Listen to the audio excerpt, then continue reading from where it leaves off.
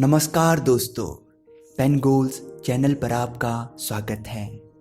इतिहास विषय से संबंधित इस ऑडियो सीरीज में आज जिस विषय पर लेख है भारतीय सभ्यता के सूत्रधार एवं भारतीय सभ्यता पर आक्रांताओं का प्रभाव। साथियों, इस विषय पर इससे पूर्व के ऑडियो में हम आदिम निवासी, दक्कन में द्रविड़, आर्य एवं पारसी लोगों के विषय में जान चुके हैं। इस ऑडियो में हम इसी विषय पर आगे बढ़ते हुए यूनानी, शक और कुषाण, हूण, मुसलमान और यूरोपवासियों के विषय में जानेंगे।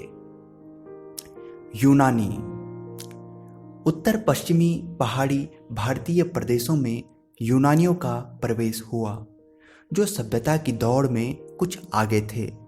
अतः इनका प्रभाव भी भारतीय सभ्यता पर पड़ना स्वाभाविक था। शक और कुषाण। शक और कुषाण लोगों ने क्रम से भारत में प्रवेश किया। शक लोग बर्बर जाति के थे और कुषाण यूची जाति के लोग थे।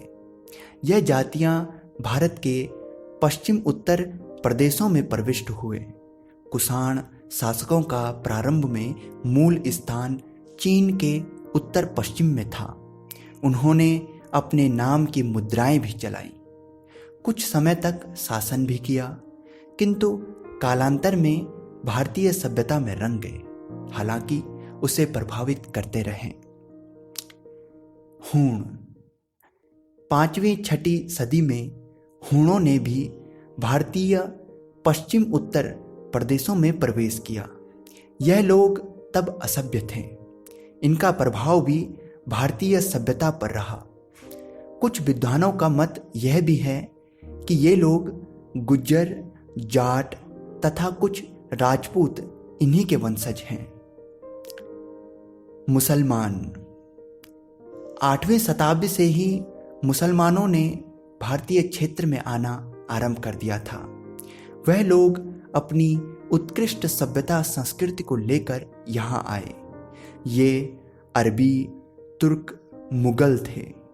उन्होंने लगभग 1000 साल तक भारत पर शासन किया और इनके सभ्यता का परिणाम रहा कि भारत में 2 धाराएं संस्कृति, हिंदू और मुस्लिम बन गए, जो कभी एक न हो सके और जिसका निवारण भारत का विभाजन द्विराष्ट्र सिद्धांत से किया गया और पाकिस्तान का जन्म हुआ। यूरोपवासी। 15वीं शताब्दी से यूरोपवासियों का व्यापारिक मंशा के लिए भारतीय प्रदेशों में प्रवेश होने लगा। कालांतर में पुर्तगाल, डच, फ्रांसीसी और अंग्रेज भारतीय सभ्यता को प्रभावित करने वाले और पाश्चात्य संस्कृति की छाप भारत में छोड़ गए। अंग्रेजों ने शासन किया और पाश्चात्य के साहित्य, समानता, बंधुत्व, अस्पृश्यता का निवारण, राजनैतिक, लोकतांत्रिक, धार्मिक तर्कवाद जैसी अनेकों नवचेतना का जन्म भारत में हुआ। साथियों, किंतु इन सब में यह भी सत्य है कि पूरा भारतीय मूल संस्कृति में विकास में कई अवरोध रहे। अनेकों अत्याइयों ने इसे समाप्त करने का प्रयत्न किया, किंतु इन हवाओं के झोंकों को झेलती हुई भारतीय संस्कृति आज भी हम में जीवित रही है।